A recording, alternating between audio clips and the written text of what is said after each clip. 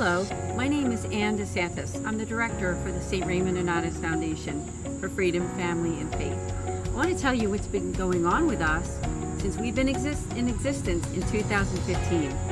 The Mercedarian Friars came together and decided that they wanted to start a foundation to make outreach to families in crisis. And that's exactly what they did when the St. Raymond Nonnatus Foundation came into existence as a nonprofit 501c3 headquartered in Philadelphia.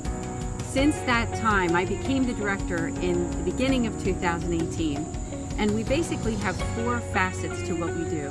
We offer prayer, priestly consultations, podcasts and videos, and also programs and events. Now, if you've never been to our website, just to invite you to go to nonnatus.org and check out all the great things that we've been doing. Because since that time, since we've been in existence, we've now helped hundreds of families who are going through really challenging times. And as you all know, we went through a really challenging time in 2020. So I'd just like to invite you to go and check out the great things that we're doing. And there's more to come.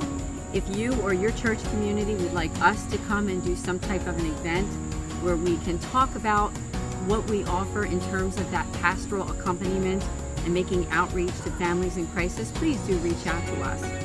And I'm just so grateful to be able to serve people like you and your families. So again, learn about us at nonnatus.org. Thank you.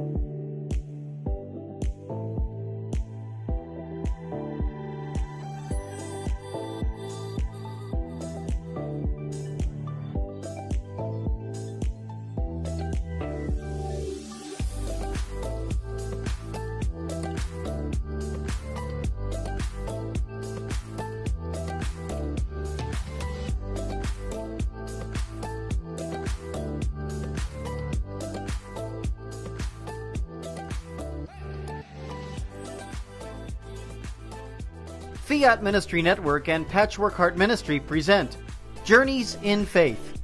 Now, here's Ann DeSantis.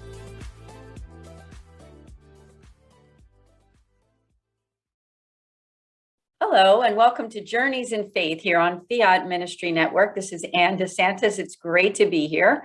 I have a wonderful guest for you this evening. I have Lizanne Hagedorn, and she is the Executive Director with Nutritional Development Services in Philadelphia. Lizanne, thank you so much for joining us. It is my honor and my pleasure to be here. Thank you, Ann. Same here. And you've also been a guest on my podcast with Bill Snyder, the Sowing Hope podcast. So that was also an honor to have you there doing amazing work. And may I also mention that we got to know each other since I'm on the board for the Catholic Charities Appeal in Philadelphia, and Nutritional Development Services is such a big part of that. So I have a short bio that I wanted to share with everyone, is that you're the Executive Director of the Archdiocese of Philadelphia, Nutritional Development Services, where you've worked for 38 years, continuing lifelong mission and answering people's needs. So Liz, take us on your journey about what has it been like for you working over these last 38 plus years? Because I know when the article was written that you sent me, it was probably a couple years back. Maybe it's even beyond those 38 at this point. So take us on your journey. Sure. Thank you again, Ann, for having me. It has been a journey. I did know that when I was in college that I wanted to do work. I wanted to do service. I wanted to do meaningful work. And though I studied food marketing at St. Joseph's University, I just was always struck by the lack of food equity at first I was concerned with it internationally.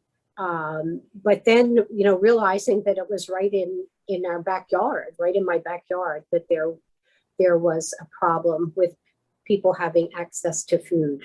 So, as Providence has it, the director of Nutritional Development Services, which at that time was probably less than 10 years old, posted an internship at St. Joe's, and I responded to it. And it was to assist the business manager at Nutritional Development Services. And I came and did the internship, and then I stayed and eventually got a full-time position with NDS, and I've been here ever since.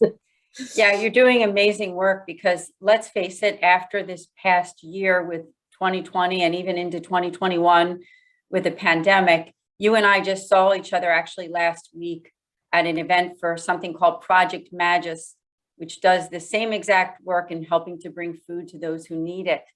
And I was blessed to be there for the fundraising event in Philadelphia. And, you talked about what it was like for so many families and individuals, and that it wasn't just like the poorest of the poor, like Mother Teresa talks about, or has talked about, those poorest of the poor. They were very much like people that were just like you and me, all over the place, whether they be lower income or people who are really not having food, even when it's not pandemic, during a pandemic time. Can you explain to those watching, what was that like over the last, say, year and a half? And it was one of the most incredible experiences that I have ever had, not only in this work, but as an individual, as a person of faith. And what we saw, I will sum up by what our driver, we have a gentleman who drives every day to take food to people that need it and people that are donating it. And what he said to me very, very early on in the pandemic was that I am now seeing people in line to get food who used to be the ones who were giving the food. And that really laid it out for us, that we just, had to do more, and had to make things work. We had to go out of our normal way of thinking to get food to people that really have never been in that kind of situation before. And I also tell the story that in some of the distributions that we had in the communities, some of the people that were driving through, we knew. And God bless them for their bravery to come through, knowing that it might be very hard for them personally, humility wise, but when your family needs food, you need food. And yes. I thought very, very important for my staff and all the people that volunteer with us to just try to joyfully embrace them. We're the same. We seem to have it today, maybe in the future you'll have it and you would give it to someone else. So it was just about sharing and really no judgment, because the pandemic just opened up something for all of us. We just had no idea how long it would be and what it was going to mean for all of us. None of us knew if we would have our jobs or our children would go back to school or whatever the situation may be. It was really a quite unnerving time for everyone. Well, I want to commend you on the beautiful work that you and your team has done for the whole entire greater Philadelphia area with nutritional development services. And I also want to invite people who are watching. Now, we get viewers from all over. I'm also in Philadelphia area, but on Fiat Ministry Network and Patchwork Heart Ministry, where it's streamed out, it is basically reaching people all over the place. So if they want to check out the great work of this particular archdiocese, I'll go to nutritionaldevelopmentservices.org. Again, we are with Lizanne Hagedorn, and she's doing beautiful work. And it's also helping the Catholic Charities Appeal, where I'm also on the board, and helping to bring hope where hope is needed most. I mean, what's more important than that? And also food for your stomach and being able to be fed is just the most important aspect, I think, because how can you really be living out life normally without not having proper nutrition. That's the most important thing. Can you tell us who are watching, how does it work within Nutritional Development Services? Because I'm a member at a parish up in Schwenksville, PA. It's called St. Mary's Parish with Father Louis Bellapede as our pastor. And I know that you're probably familiar with the school there. And I'm also on that board too, so I hear about the work of Nutritional Development Services, even from my own parish. That's great. Thank you, Anne. So NDS works really in two distinct ways. The first is to sponsor federal feeding programs for children. And what we're finding more and more that just doesn't pertain to urban centers, that there are pockets throughout our counties where the children are really in need of some healthy meals at little or no cost to their families. So that's one way, and then the second way is the community food program, where we're able to support cupboards or outreach programs in parishes and other community groups, where people can go when they need some assistance with trying to feed themselves and their family. So we try and support these cupboards by conducting food drives and also purchasing, kind of filling in where the food drives don't quite make the needs of what families and individuals have, and children too. And we try and even out and are able to offer a pretty good variety of healthy foods for families. Yeah, thank you again. And this is really good work, because when you give to Nutritional Development Services, it goes right to getting the food to the people. So don't worry about the fact that whether the money is not going into the proper place. It is helping 100%, right? I mean, it is going to help those families. Now, how can they help in terms of monetary donations? Where would they go? And what if somebody's saying, hey, I live in the greater Philadelphia area, I want to give some food. Can they also do that as well? Sure.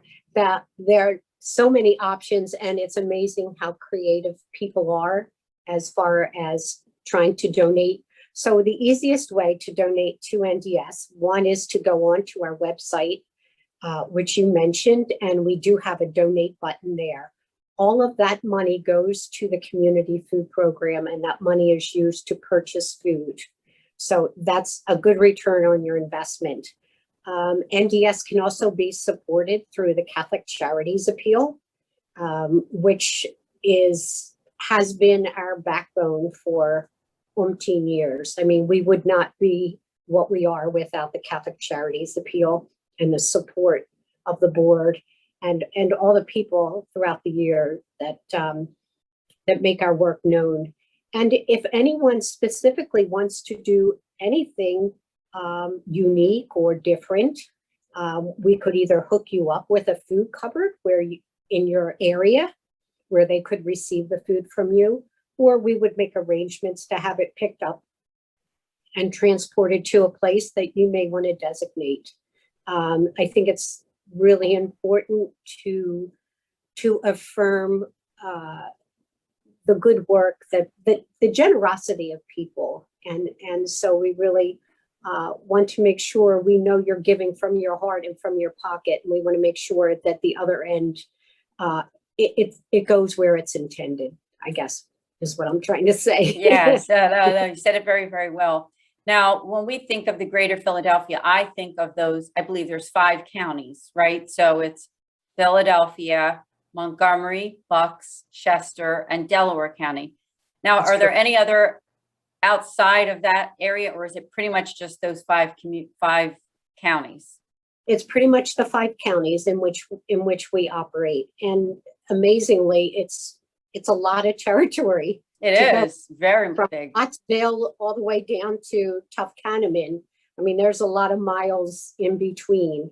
And I mean, and I have to say, I give kudos to so many of the parishes and the communities that have taken it upon themselves to help those around them.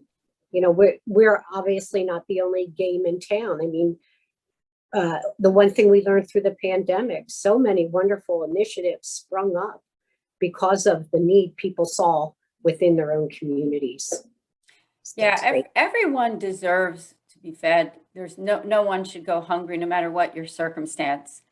And so I think that that's a big part of what it means to be Catholic, is just not only providing prayers and love and everything, but we need to also provide those material things, and food is number one. I mean, food and drink is definitely at the very top of the list, when Yes. yes, and it's a way to give, really to give love to others, I think, as well. If somebody's watching, they might be outside of the greater Philadelphia area, but maybe they love what you're doing. Do you know of other areas in I don't know, in other states or whatever that they could maybe contact, or how that would work? I'm not really sure. Sure. You know what would be a great alternative for people who are not in our area, listening area, would be to contribute to Catholic Relief Services if they wanted to keep it within the Catholic faith.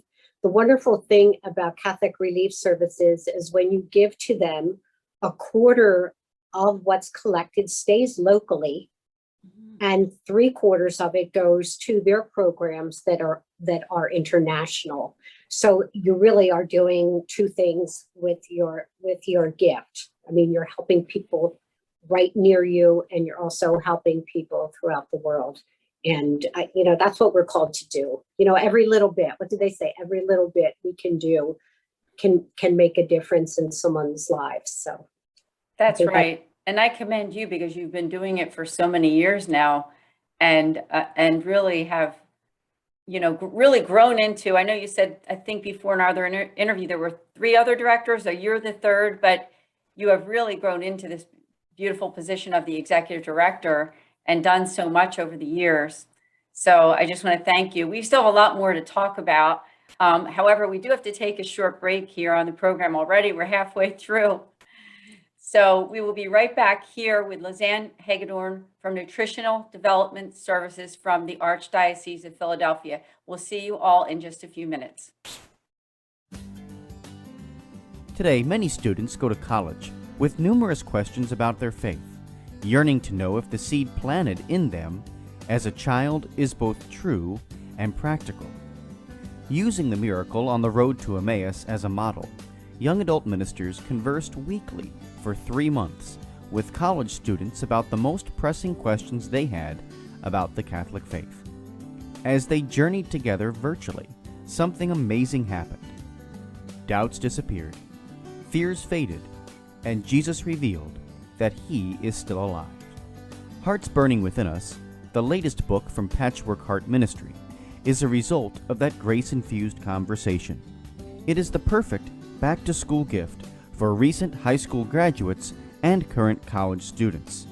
Get your copy for them today at patchworkheart.org or by calling 424-704-3278. That's 424-704-3278.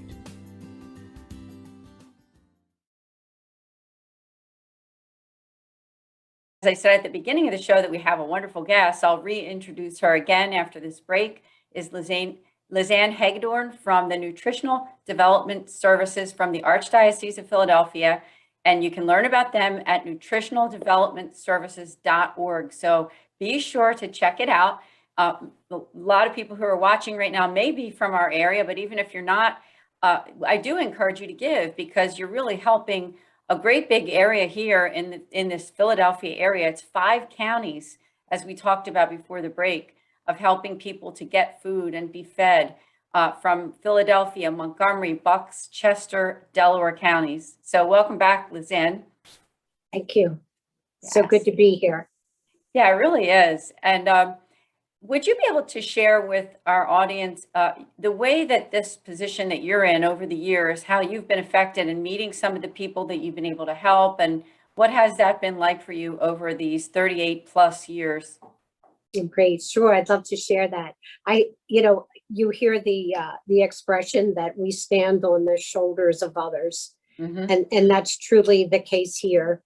I was just privileged and honored to work with our founding director, Patrick Temple West.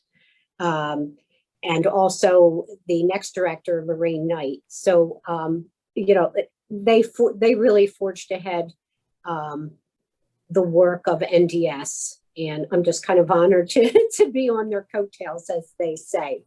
But what we have seen, and this is really the interesting thing, the dichotomy of the work that we do, is that we are helping people on the level. We are band-aiding the situations when people don't have enough food. You know, how can we help them for the long term? We know that for the day or for the year or the month, however, we're helping them to cope and to be the best that they can be. But how can we help them to really come out of the situations that they're in? And it's a very complicated thing. And you know, Philadelphia itself and other pockets around the area have poverty, and we have some very, very high poverty in Philadelphia, in the Philadelphia area. So that's always the burning question behind everything we do. I know we're feeding people for a day, a month, a year, but how are we ministering to them? And I like to believe that we can be the hands, the face, the legs to bring the message of hope, that we care about someone, that we care about them this day, that we want to share with them the resources that we have in our, I guess, in what we do. We've been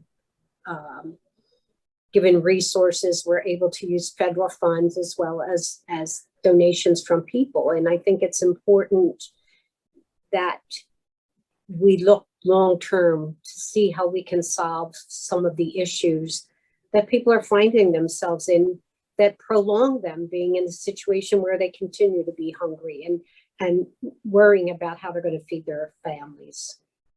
Yeah, that's a good point. Worrying how they're going to feed their families. That's an important thing, because when you think about it, these moms, these dads, these grandparents, these aunts and uncles or neighbors, you know, they worry about not only themselves, but they worry about the children and the elderly and people who, you know, we're all dependent on eating every day, right? But I mean, those who are in our care, right? Those who are in our care. And so I just think it's a beautiful thing that you are helping all ages. And now when you think of the schools, you're making a huge impact. Like I said, I'm a member of St. Mary Parish up in Schwenksville, PA, with Father Louis Ballapedi as our pastor. I know that I've received the emails from church about nutritional development services and how they've served the people at my parish and the parish school. So I'm just very grateful to you and to your team and to the Archdiocese for offering this, because I can't imagine what it would be like to be a student and go to school and sit there and have nothing to eat for lunch and seeing other people eat and think, my parents can't afford to give me lunch on this day. So isn't that wonderful? Tell us a little bit about those actual meals that you're providing for the schools. Like, what are they, what is it like for the students? Do they get something in the morning too? I'm pretty sure that they're provided snacks and things like that as well. Yes. So last year and this year are quite unique in that the federal government has made it possible for all children in any of the schools we sponsor to receive a free breakfast and a free lunch. So, I mean, in essence, these are our tax dollars at work. So the beauty of that is that you don't have any of the stigma, oh, that child gets school lunch or that child gets school breakfast, that's available to anyone who would like it. And so I think not only is the child being nourished, hopefully other children are taking advantage of it as well. So the children are ready to learn, which is amazing, is what we need. I mean, I feel that our children have so many distractions today, worrying about things on social media. So, you know, getting them into their schoolwork, playing hard, learning hard. I mean, these are all the things we want for our children. And at the same time, for those families, and you're absolutely right, Ann, there are grandparents who are raising children. There are aunts and uncles who are raising children. And it just takes a load off of them knowing that the child will have the fuel that it needs to go through the school day, and even after school into their activities. So another program we have is the after school snack and supper program, where children that are in some type of enrichment program are able to get another meal or a snack to hold them over till dinner time. So I feel that it does two things: nourishes the child, and also for those parents that are struggling, it really assists them with their budgeting and worry. And I know personally there's so much I take for granted. I open my refrigerator, there's food in there. I go to the supermarket. I'm not concerned whether I have enough money to stretch and to feed all those that are depending on me. So, I am grateful for that. And that's another reason why I love this work, because I want other people not to have the concern of how to get their children what they need. Yeah, it's really beautiful, because as a parent or a grandparent or a caretaker of sorts, whether it's for young children or for elderly or just anybody, there's a concern about health and wellness, because if we don't have that, we really can't do anything else. And if we're not being fed properly, that's like the ground floor of health. It really is. Mm-hmm. And I know that there's big statistics out there, which you probably know better than I do, that how many young children aren't being fed properly at home, and then they come to school, might be the only place that they actually get something that's good to eat. I don't know if you could talk a little bit about that as well. Yeah, this was really a concern of ours with the onset of the pandemic, because with schools and childcare centers shut down when the governor shut down those institutions, we were concerned how those children and how those families were going to fare without having access to those meals. So very quickly, we reached out to a lot of the community groups that we worked with during our summer program. And these people were just amazing. Everyone was so fearful of the virus. No one knew what our future looked like with this. But there were so many groups that stepped forward and said, we'll give out meals to the community. And literally in rain, snow, sleet, hail, they were out there once a week distributing meal kits to parents and to children, whoever came, no questions asked. And so each kit had 7 days of breakfast, 7 days of lunches. So it would minimize the contact, but it was knowing that there was a resource for those families, for those kids who really relied on school meals. And so we did that. The school district of Philadelphia did that, and some other groups. But my heroes are those groups that committed to that through the unknown period of this COVID outbreak, and said, we'll be on the front lines, making sure kids and families have food. So that, to me, that just gave meaning to everything during that time, that people were not without. Well, it's like we said during the show with the Catholic Charities Appeal, it brings hope where hope is needed most. And I would add that it brings food where food is needed most too, right? It's almost Exactly. one and the same. Yeah, one and the same.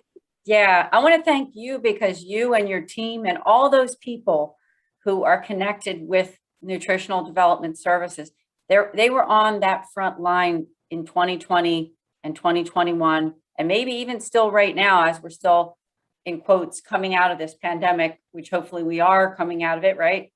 Yes. I thank you so much personally from me, and also the people here at Journeys in Faith and Fiat Ministry Network, Patchwork Heart Radio, for doing incredible work. As we're headed toward the end of the program, I wondered if you wanted to tell us anything about things that are happening in this year, the end of this year, 2021, and into next year, where people might be able to get involved or giving campaigns, anything like that. Sure, I would love to do that. We're a little concerned with what's happening with the potential for increased inflation, with the moratorium on the rent subsidies going away, and people not receiving as much in their unemployment, that the holidays may be a very difficult time for a lot of families. There may be situations, we're anticipating situations where people will be in need. So we're concentrating on that. But the other thing that we do have coming up, that we're working with Catholic Social Services on, is the 23rd of October this month. It's called Boot Up Philly. And we will be having in the parking lot at the Archdiocese Office Center, people will be able to come to get a pair of boots for the winter. They will be able to get some diapers, some food, and some other types of things that we are anticipating that people will need as we head into the cold months, knowing that people have not fully recovered from this pandemic and all of its effects. So yeah, that's good to know, because we're coming into those cooler months, aren't we? And so for them to get that information, would you be able to mention, is there a specific email address or anything that they could reach out for more info, or is it right on that website? it probably is on the Catholic Social Services website, Okay. which I don't know off the top of my head, but it's called Boot Up Philly. Boot Up Philly. Okay. Boot Up Philly, and trying to equip people with some of the material things they need as we head into what the Farmer's Almanac says is going to be a crazy winter. Oh boy. Yeah. Thank you. I didn't know that. Yeah. So it's good Yeah. to know and get prepared and just lift up that prayer before it all happens. Yes, exactly. So Liz, I just want to thank you so much for being a guest here on Journeys in Faith. Would you please come back again? I'd love to. Thank you so much, Anne. Thank you. God bless. And once again, I just want to mention again, please do connect with Lizanne Hagedorn at nutritionaldevelopmentservices.org. We'll see you all here next week on Journeys in Faith on Fiat Ministry Network. God bless. Thank you, Anne. God bless you.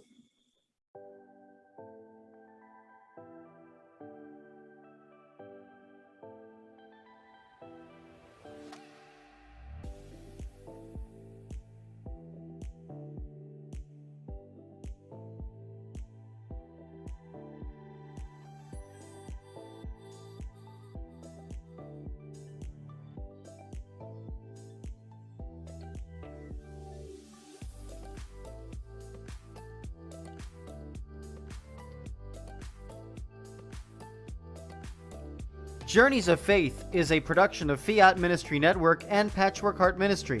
For more information about Journeys of Faith, email info@fiatministrynetwork.tv. And be sure to friend, follow, and like us on social media. Just search Journeys in Faith with Ann DeSantis.